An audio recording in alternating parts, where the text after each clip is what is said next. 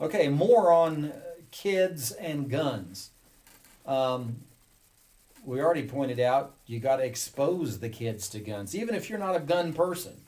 Maybe you don't believe in guns, or you just don't have a gun, or whatever. Maybe you're a single mom, and if you're a single mom with kids, you really need a gun. But that's neither here nor there. Not But for the kids, for protecting your family. yes, for the sake of protecting your children from bad guys. Sorry. Yeah, that was a good point.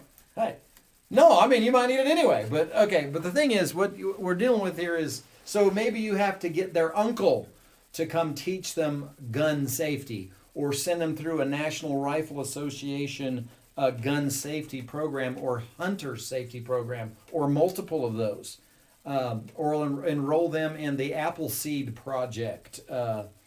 There's probably the CMP, Civilian Marksmanship Program. There's probably a lot of things you could avail yourself of to not have your kids not even know anything about a gun, which could get them killed if they don't know which end of the thing does the shooting and stuff like that.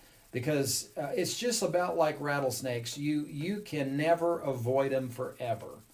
And when one finds you, you need to know what to do with it. Or otherwise, I'm calling this parental irresponsibility, because in the world out here, no matter how liberal you may be, or how much avoidance of such terrible things you may try to do, the bottom line is guns are out there, just like spiders and snakes and other bad stuff maybe out there. So you got to prepare your kids, train them well, and that's just the first principle, really. I haven't covered nothing besides to say that's the beginning of this. Right. What I'm going to just try to hit a general principle. What you fear it because it could hurt you, but in this world, avoidance is not really a good strategy.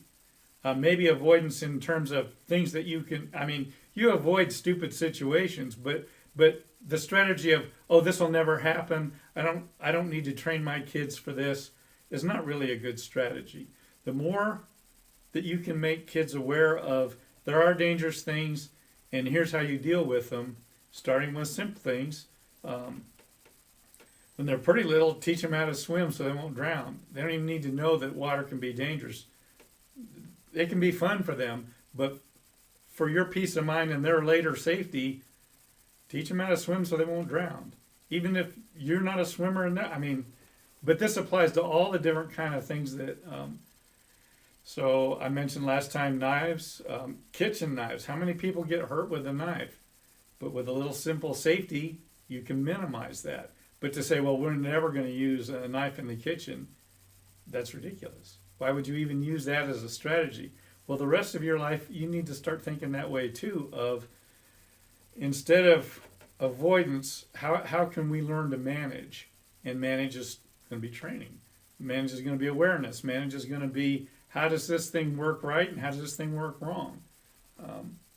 You give your kids lots of training in driving. A car's probably, in terms of statistics, the most deadly thing they'll ever come in contact with. Well, you give them lots of training on it too to minimize that. Everything else works that way too. Yeah, I think,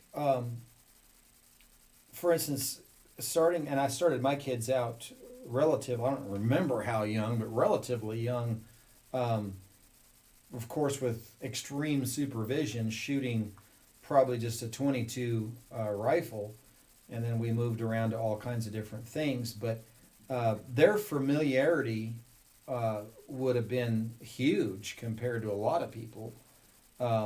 And my kids are all still alive. None of them are murderers. I